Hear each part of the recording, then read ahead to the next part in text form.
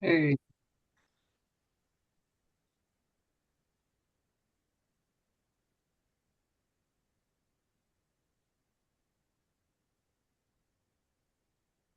Do you know if Pat is coming?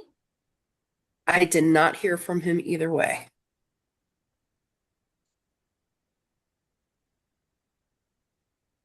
And I don't think we heard from Jennifer Ramirez either. No.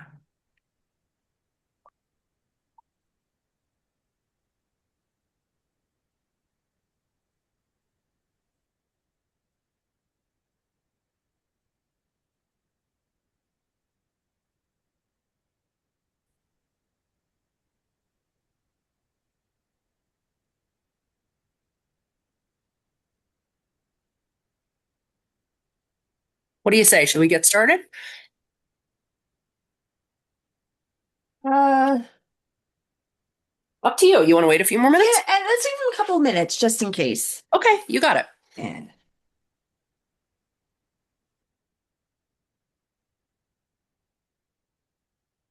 in the meantime, actually, no, I don't know if it's official EAC business or not. Um, the booth at Earth Day, are we doing it as separate booths or are we going to do it as a combined booth with the town? You can have whatever you'd like. I know the supervisor had said that the town plans on doing a booth. I did not get the sense that it was the EAC. I got the sense that it was just the town doing the booth. And I know that Project Mover will have a presence there as well. But if Village EAC wants their own booth, we're good with it. Just you got to let me know soon. Okay. do you have contacts for the town EAC? Because I can send you Mitzi Elks, who runs the No, EAC. yeah, And Mitzi, I know is going to be there already, but she's going to be with a different booth that day. okay,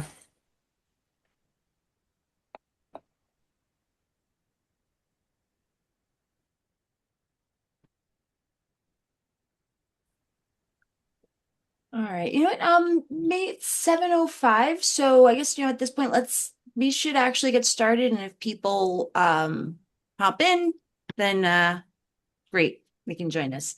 But for the interest of time, I think it would be good to move on. Maddie, are we good? We are good. We're All right. recording and we have one attendee in the audience. Okay. So this is the uh, Village of Ossining Environmental Advisory Council meeting for April 7th, 2026. I am Kate Schlott, chairperson for the EAC, and I am present. Katie Katie Alberti, member, present. and Nick. Sorry about that. Lulu present. No, Nick Tedrow, council person present. EAC.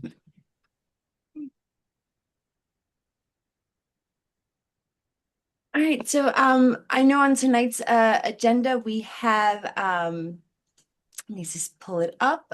28 Park Drive for the tree application. And this is a follow-up from our meeting, I believe it was in February, when they were last here to go over the tree permit removal or tree removal permit process. Um, Maddie, you might want to see if for some reason that the attendee is associated with this application. Um, if you are, you might want to can you raise your hand? Okay. Yes. So maybe bring that person over so that because of this way they can explain maybe the project. Yeah, sorry, I was just plugging in my laptop. I didn't want it to run out of juice. Give Oh, me okay. one I second. thought you were being silent. I was like, well, Yeah, we have Zaira Franco. So okay. Zaira, I'm gonna bring you over as a panelist. If you could just unmute and put on your camera when you come over, that would be great.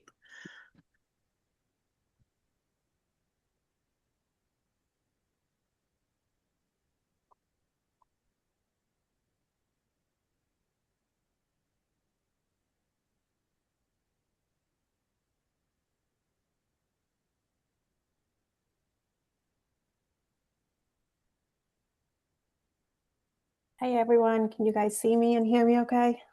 Mhm. Yes, we can. Yes, we Hi. can. Apologies about the hair. I didn't know this was going to be a count.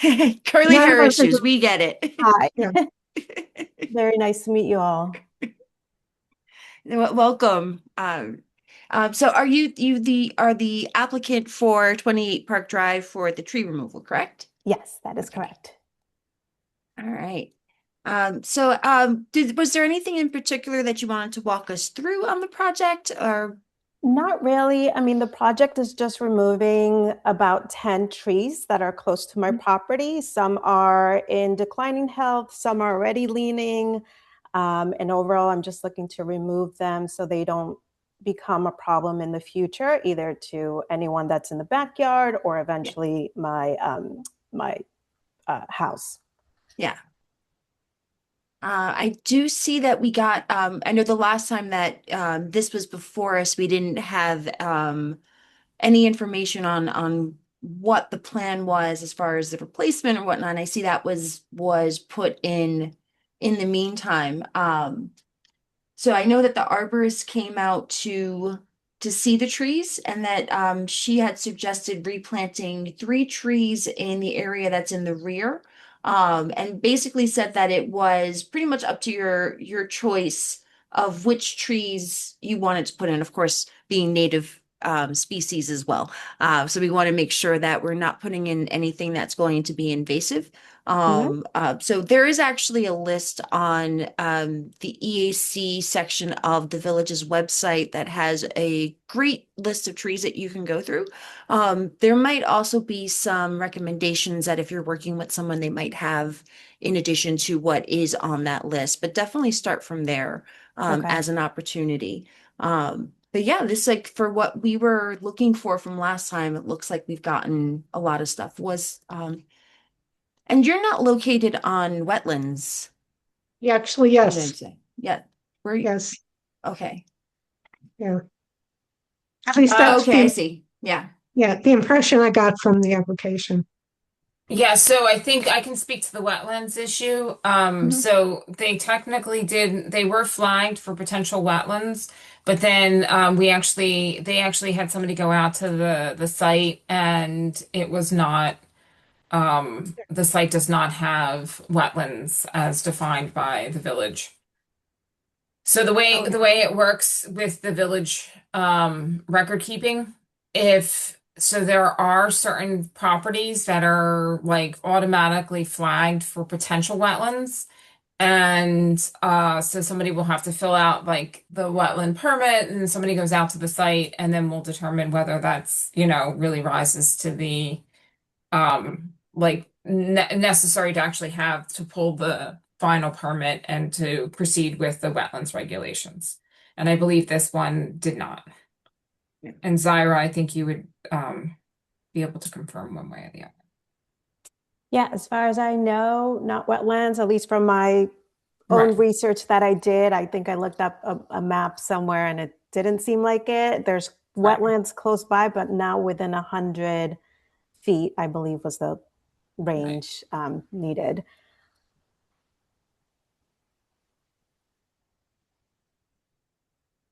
Does anyone have any questions for the applicant? I guess it does sort of, the pieces do seem to work, are all there. The trees, I'm not sure exactly what the arborist meant by medium-sized trees, but, I was going to ask that too. Is it like mature growth has to be a certain sort of height or width? I Let me look noticed that up. actually in the ordinance, if I've got the right section, it, and I'm not sure if this, let's see. The 50%, I think, is like, relative to the cumulative diameter of everything that's being cut down. So I Right. would assume the arborist or inspectors hopefully would be um, checking for that. But, that is just, speaking to what the ordinance says anyway. Yeah. I think I'm paraphrasing, obviously, but yeah. So hopefully, I mean, as long as 3 trees satisfy that requirement, but that'll be up to the inspector to determine, I guess, after it's done. And yeah, what Nick was talking about is in the ordinance. It says that the minimum requirement to replace the replacement shall satisfy no less than the minimum requirement to replace 50% of the total aggregate diameter of all trees as proposed for removal with new trees, which sounds really I, complicated and the thing maybe. is, I think medium-sized is referring to an actual specific So there is a thing. specific, oh, good, good. And that's what I'm trying to look up, and what I'm seeing is medium size being in terms of the size of the tree being how much it's going to add per year of growth.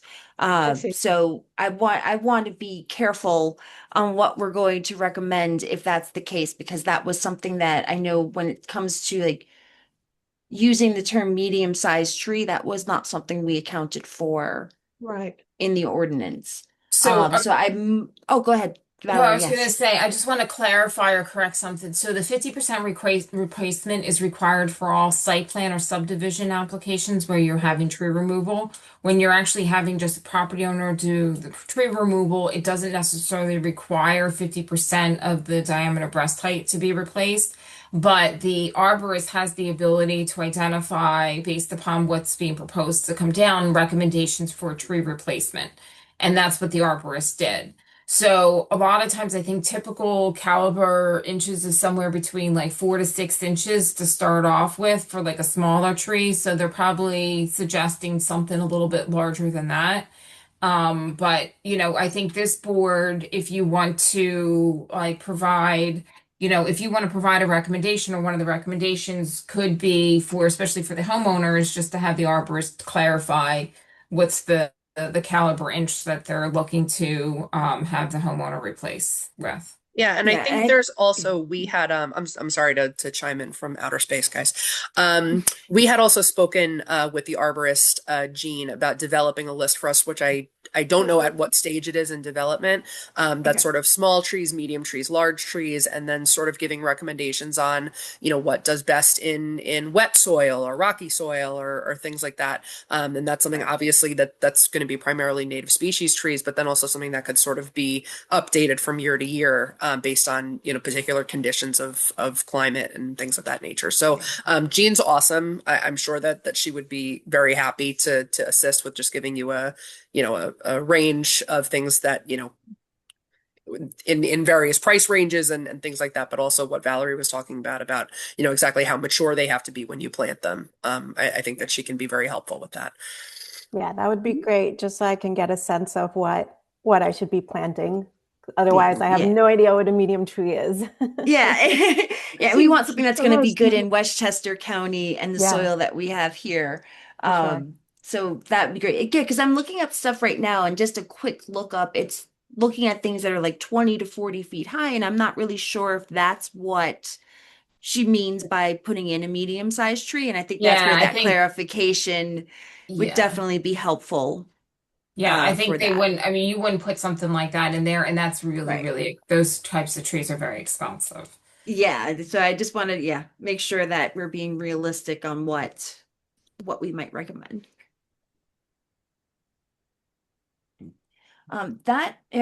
Nick, did you have any questions in particular? No, I don't. I appreciate Valerie correcting me because I just know enough to be dangerous and not say the yeah, exact right. Oh no, it's just, you know what, because I didn't want the applicant to walk away, Definitely. or everyone to walk away thinking that, something wasn't met in No, terms of the no. requirements of the code. Yeah, no, I that yeah, wasn't tongue in cheek at all. So yeah. yeah. Based on what I've learned here, it does sound like the application has checked all the correct boxes. And with the additional information you need about the recommendation of what to plant, it sounds like you'd be, in a good spot. Yeah, I mean, if you guys don't need anything else from me, it sounds like we are in a good spot.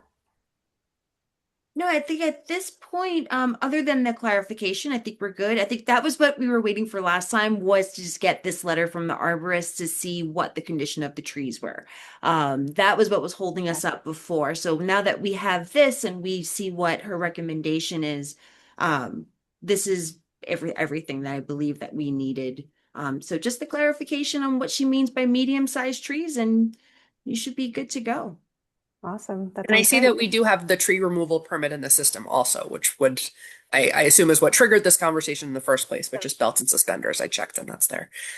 Yes, yes, and it triggered it because the technically 10 trees falls under the clear cutting definition, Yeah. which Mhm. required the review. All right. All right. So I don't have any EAC, questions. how do you want to handle getting that recommendation back to Joe? I mean, I don't think it has to be, if you want, we can do like, if you want to do an email and you can send an email to me so that I can send it, that I think would suffice for the record if that's Okay. easier as opposed to having like something written, especially with this particular one. I think this one's pretty straightforward versus maybe a more complicated one in the future. We might need to have something Yeah, more I formal. can send you an email and I'll Okay, put everybody on the email, make sure we're all CC'd and send that out to you. great.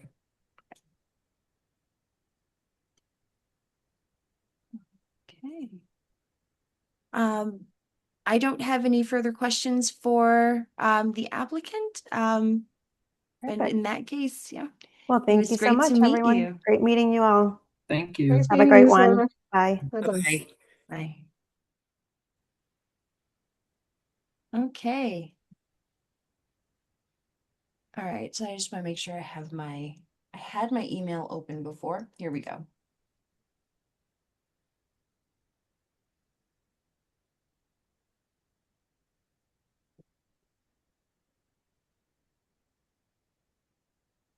All right, so I just want to at least get this email up and going and get it started so I can send this out to you tonight. Okay, and all right. How is everybody? Doing well. I'm now moved into the living room with my foot in a cast, so it's a big You're evolving. upgrade. I'm evolving an upgrade. How are you feeling? Not bad. Bored. I mean, the Oh, actual operated foot doesn't hurt much at all. It's the rest of my body that has to like hop around on one foot. uh, But it's a challenge to keep busy, but I found plenty of ways to do it. So my husband's doing all the cooking and cleaning and laundry, so it's great. So I can't like send you running around on Earth Day and like having you out No, from 7 in the morning and I lifting you heavy can't. things. No, I think we won't be able to be weight bearing until the middle of May. Oh But wow. Okay. yeah, Well, I hope you're feeling good though in the meantime and you recover quickly. I am. Thank you so much. Got to get all those bones knit together. And Kate, you finished your PhD, correct? I wish. Oh, I'm It's sorry. almost there. It's almost there. I Almost actually did finish writing it, and I there. have to set my date with the rest of my committee in the next month or so. So it's coming. It's woohoo. coming. Almost there. It's just been a long process.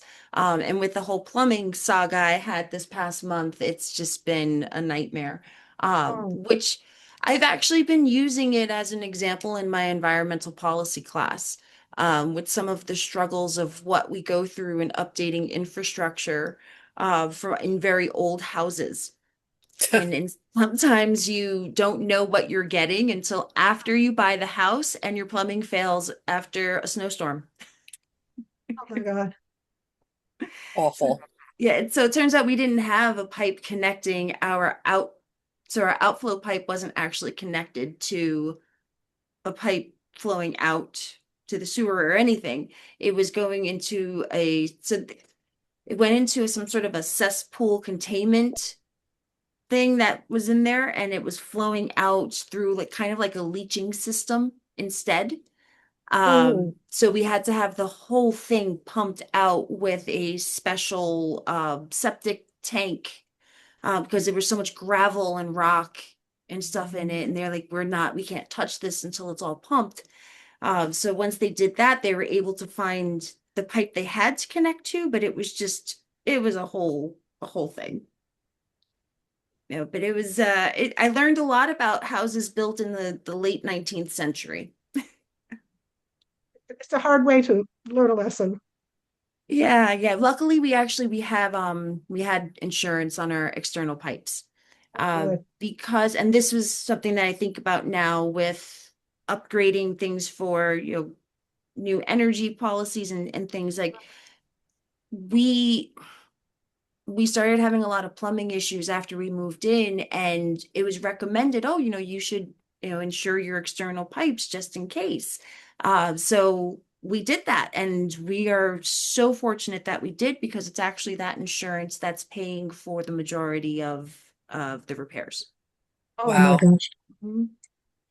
We don't have an itemized bill yet. I'm hoping we get one soon, but I'm assuming it probably would be somewhere between the range of like 40 to 50,000, Jeez. all said and done by the end of. Wow. Wow. Mhm. That's real. Being an adult is fun. Insurance Yes. for all that, right? Yeah. But there was a way you were able to connect to the main source system. That's a relief. Yeah, yeah, we were able to do it. It's just when it was done back in the day, whoever did it, Didn't bother. they did a quick fix or however it was. We don't know how long it was like that. It's we don't know what the policy or regulations were even back in the day when that was done. So we can't say either way. So it was definitely an experience. You have a very good attitude. I I have to. So I've learned to just smile at the things I can't control. Yes. The way to keep it going. Yeah. We had something like that happen to us too. Oh God. So with a pipe, but it was a little bit different, but it was a pipe that broke. And but it turns out like our pipe was like we had to reline it and everything, and it was like literally 40 feet away from our house before it connected into the village's sewer system. Oh. So it was like a tremendous amount of like relining. Gosh. Oh no.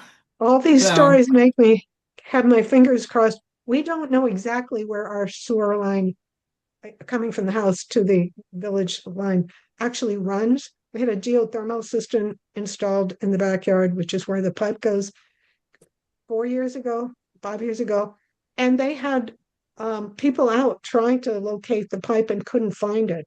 We know it's out there somewhere, but it's um, hiding under my husband's yeah. garden. So we're just hoping nothing ever happens.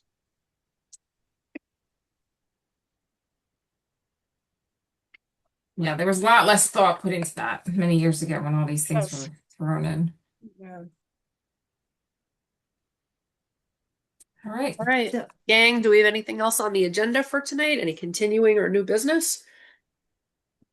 I might just like to throw out a topic of conversation, or maybe just a statement for myself, but possibly a topic for conversation people are interested. It might not concern Valerie at all, so I wouldn't hold her hostage, but just about, the potential, purpose of some of the things we could be doing with the EAC, in a more global sense. So yeah, I won't hold you hostage, Valerie. If that's Okay. so. I mean, I'm happy to, but if when you do come up with a list or something like that, happy to take a look at that list, and maybe there's certain things that we already have or certain things that like, we could provide you information for and then you can build on top of. So, Do you Yeah, think I it, mean, it might be probably an helpful to itemized just thing. Yeah, it was just more of just like general purpose or utility of the people and the skill set and the fact that certain, yeah, just I guess to back up a step, just thinking of my experience with other CACs and communities and the work I do with the city of New Rochelle and stuff like that, and having conversations with folks who have been prospectively interested in joining the EAC here, but then learning maybe more of kind of like the limited scope of things we're doing and being less inclined after that. And I think the dwindling kind of state of our council here kind of demonstrates that there's maybe some lost opportunity on the table, by virtue of the EAC being underutilized for certain things, whether that takes the form. And again, I don't have like necessarily an itemized list of things I would throw out there, but whether we were a designated CSC task force and supporting the village and going and doing some of that DEC stuff that could be beneficial, for CSC and, other things that, span the sphere of what other CACs might do or anything like that. I know we play an important role for certain very specific functions, whether it's the LWRP or whatever else. And now we're doing a lot of tree ordinance reviews, which is great. It would be, I think, more of an attractive prospect for folks who have been considering it that I've talked to that are outside of sort of the like the pools that Katie and Kate and I swim in and Green Ossining, all of that, who are more on the peripheral of the core environmental group within our community to be more inclined to engage. So these are just my sort of thoughts and musings about my experience over the last few years, having been on it and having conversations with people about it in my own social network and stuff. So About I think you have the ability to take on more and to do more, right? I think a lot of the times you're seeing the applications before this and being put onto the EAC agenda because those are the applications that we actually have to get your review and approval on. But you have the ability, like, you were going to undertake like the natural resources inventory. You were also going, you have that ability like other EACs if you want to do an education campaign on particular issues. If you want to like even just like with like work with the arborist to come up with that like tree list. Like there's a number of different things that you have the ability to do to take on. I mean, even like climate smart communities. I mean, you're more than welcome to review the point systems, and then if there's particular points that you think that the village has done, could do, because that also benefits the village for potentially being able to get additional grants and stuff like that. So, yeah. I mean, I think it might be good to maybe schedule a time for you to like brainstorm as to like what kind of work you want to do, and then we can, like I said before, we can help identify data resources, even get you started and then getting you to the point of like, for example, like what we did with the tree ordinance, right? We put together a draft and then kind of gave it to you to get feedback and really dive into it. And I think that was, helped you get and hopefully help achieve your goals with getting some of those edits and revisions.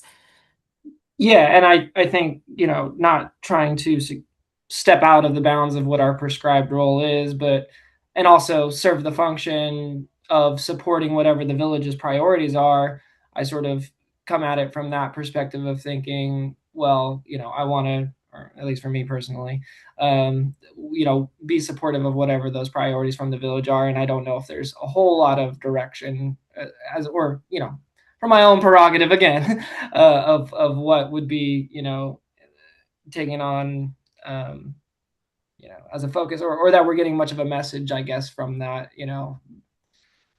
in my sense of things, just having not much of a, I guess the lived experience of a month to month is a pretty much dead silence. And I hear what you're saying, that there's a lot that, can be on our own accord kind of presented if we want to do research or whatever and say, hey, this grant might be good for the village for this reason or that reason or whatever, and so on and so forth. But So Nick, let me ask you then, after Earth Day planning, because I know this month is very hectic with all of the environmental events that are going on, and then we have Riverkeeper Sweep the first weekend of May, and Katie as well. This is not just meant for Nick. Do you want to get together to have a brainstorm session so that we can start putting together ideas for that?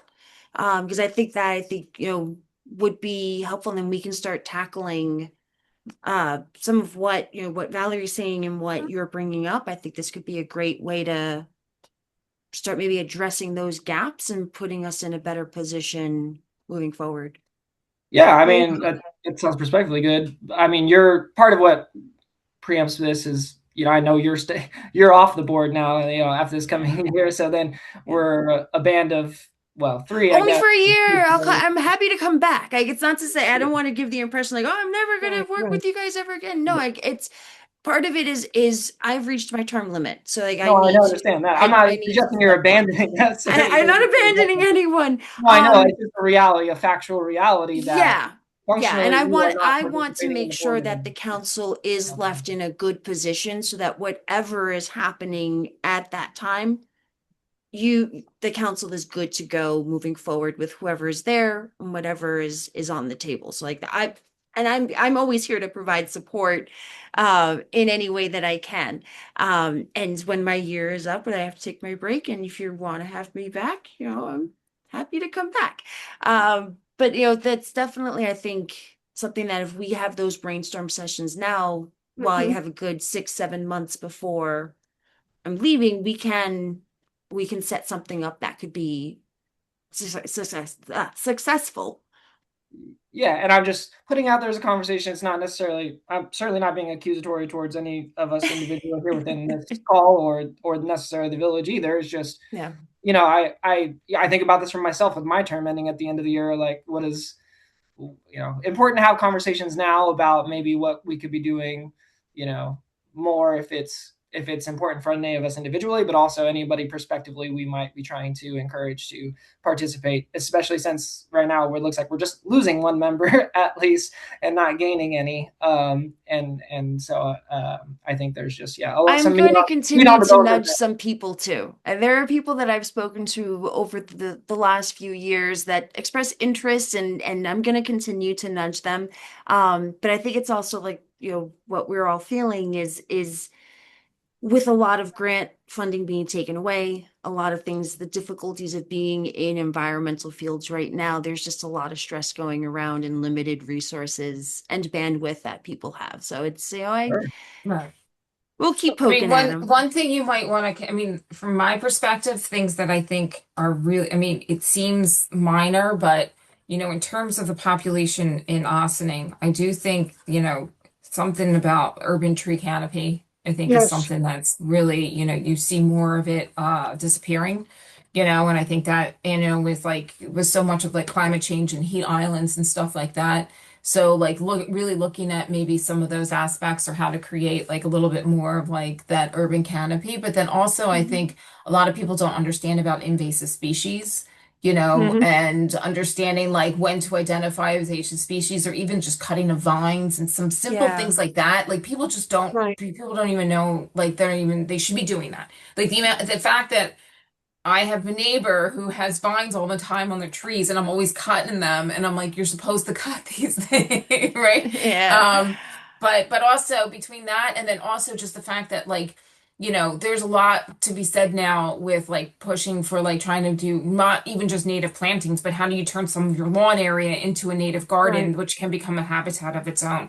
So I mean, these Mhm. are just things like in terms of just Austin in general, things that I see even when we were looking at site plan reviews and stuff like that, it's just that people This aren't does making lead that into connected. other things that the EAC would have to potentially address in the future, because this does come into conflict with some of the ordinances that we do have. And these could be things where, we have to update ordinances. We have to Exactly, adapt to Right. the exactly. We Right. times. are And, right, right, so this might be a great way to identify ways that the EAC could do those things in an Right. right, active way, right, rather than being reactive and it coming at a cost of something Right. happening before we do something. So right. Yeah. this, and since I'll have a lot more free time after mid-May, this could be something that could be fun in keeping me occupied. Well, okay, and don't take it the wrong way or anything about Oh, no, urban Yeah. no. or So anything. if you want to, oh, I was going to say, if you want to have a brainstorming session, I'm totally on board with that idea. I think these are some great ideas. Yeah. Yeah, and I just want to. I am coming at it from the purpose of like I'd love for there to be more symbiosis, I guess, between the community level, us, and then the village board and staff to the extent that where and maybe Earth Day is a good way to like get feedback from people. And if we have very limited purposes there, getting feedback. What do you care about the most if you're a Village of Ossining resident or whatever? And what are the things that the EAC Hmm. should be thinking about? And then, from the top end to like whatever the village is working on, obviously we get looped into. But if certainly, obviously, it would be great if there was a lot of intentionality around that, which not to say there isn't, but as much as we're able to kind of like, make that connection and be, I don't know. I spend my time here. I want to, volunteer my time in a way that's most useful, and I think everyone feels the same way. So, that's all that is. Well, I can just add one thing, sort of like from the village administration perspective, which is, we did a lot of clean energy community grant Yeah. gets sort of early on in that program, and climate smart communities was something that the village had intended to do in partnership with the town, and then due to a lot of the village projects really picking up speed at the same time, the town kind of had to go on without us. So I would be welcoming of any additional support in trying to resurrect the climate smart communities, because I think bronze certification, we've probably already earned it Not just because enough we hadn't already. documented Yeah. it, Yeah. right? Document the points and submit them. Yeah. Yeah, so I mean, I think that the first thing was coming up with, I forget what they call it. It's something like the green task force or something like that. Yeah, Yes. yeah. Yeah. I could use some assistance, not only having some ideas about what to tackle next, but also some other hands on deck.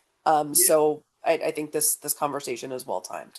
Right, and if Yeah. you would like me to participate or help part of that brainstorming session, I mean, I'm familiar with the climate smart communities.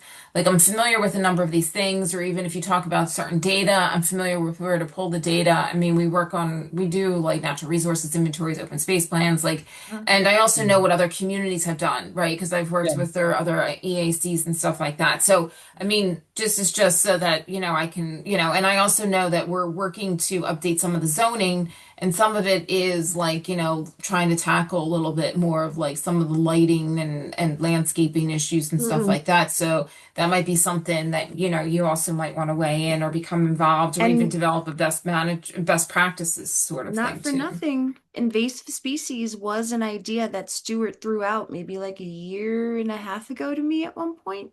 So these are definitely Hmm. things to consider. Yep. And I know we also have to do the update for a wetlands ordinance too, because New York State, if I'm not mistaken, So had done. we started moving on that already, Okay, cool. because we have the wetlands, the village's wetlands consultant, um, is assisting with us in reviewing that and making those edits, so that it reflects the new New York State Oh, cool. regulations. So it's less, I'm gonna say, I mean, I mean, we'll say, you're clearly gonna get sent the edits, but it's less of like making wholesale changes and just making sure that it's consistent with like the New York State regulations. That sounds good. Yeah. Thanks for the All comments, right. everybody. And yeah, Maddie, the reason I even brought up CSC, we would need, I think the EAC, that would be smart if we were designated as the CSC task force, which is, I think, what you're referencing for like 20 Mhm. points. So now that I'm working for the city of New Rochelle now in a sustainability role and getting Oh, together. congratulations. Yeah, thank you. I left SW Awesome.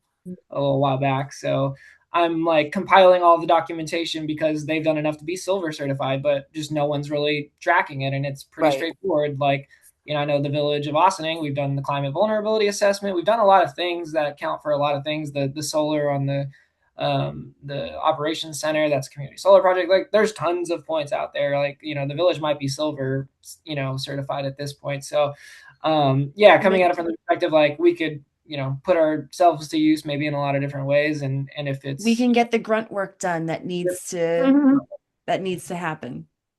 Yeah, and um, look, Yeah. hope springs eternal, right? Like a lot of, what we talked about last time, you know, pendulums swing and grant funding comes and goes. Like there will be a day again where this will be of primary interest because we simply don't have a choice for it not to be. So I think, getting, everything teed up for when those opportunities come around isn't a bad idea. But even if those opportunities don't come around in the foreseeable future, I think it's important that we sort of demonstrate to the community that this is something that is top of mind. And, at the same time as we're doing things to help folks, with their bottom line and transportation and things like that, we also have, our eye on, the environment, which, without which we have none of these things. So Well, I think there's room for all of it. And like I said, I welcome, any and all, comments, support, and guidance. and all of what you said all ties into the environment. So whether it's transportation, housing, all that. It all does tie in, whether we see it on the surface or not. It's all interconnected. Yes, it is. Yeah. And the CSC is a good, given what we're saying about opportunities, particularly at the federal level. The DEC is going to be funding things annually through CSC because that's such a big priority. And there's always going to be annually rounds of different grants available and stuff. So strengthening the villages standing there with bronze or silver certification only stands to put us in a better position to win grants and win, higher award grants and so on and so forth. And, that's a reinforcing effect there. So, yeah, I'm interested in talking about that, or more kind of like individualized specified things that if we want to talk about tree canopies and things like that, it's all important. But yeah, Well, I I just think felt we like I should needed follow to up throw in it out May's. there this time with Kate. Let's follow up in May's meeting, and if anything, if we're not meeting in May, we'll still follow up and schedule a time to do some brainstorming, the three of us, and if Jennifer can make it, Jennifer as well, and we can come up with the list and go from there. Sounds great. Yeah. Well, thanks everyone for listening to my monologue. Thank you for bringing it up. Right. I don't have any new business to bring up. Is there anything, Katie, that you would like to bring up before? No, I just want to congratulate Nick for bringing that up. Useful. Yeah, and Valerie, we should rely on you. I've seen you at in my prior job. You probably not noticed me, but I'd see you at like Town of Lewisboro meetings or other Yes. meetings, talking about various things. So I'm from the sidelines familiar with your expertise on a few things.